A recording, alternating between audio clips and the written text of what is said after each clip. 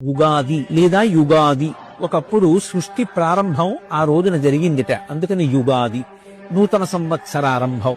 అందుకే ఆ రోజున అభ్యంగన స్నానం ఆచరించి నూతన వస్త్రధారణ చేసి రాజదర్శనము అని పంచాంగంలో రాసి ఉంటుంది. రాజదర్శనము అంటే ఈ భూమిని పరిపాలించేటటువంటి ప్రభువు ఎవరుంటారో ఆయన నా విష్ణు పృథివీపతి.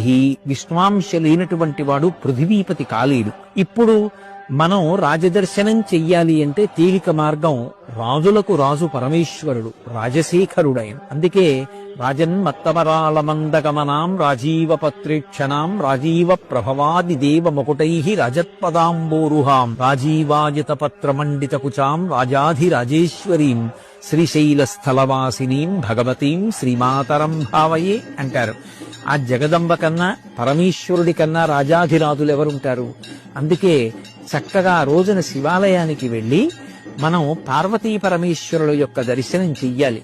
ఎందుచేత అంటే జగత పితరౌ వందే పార్వతీ పరమేశ్వరవు. ఈ జగత్తుకంతటికీ కూడా తల్లిదండ్రులు వాళ్ళు.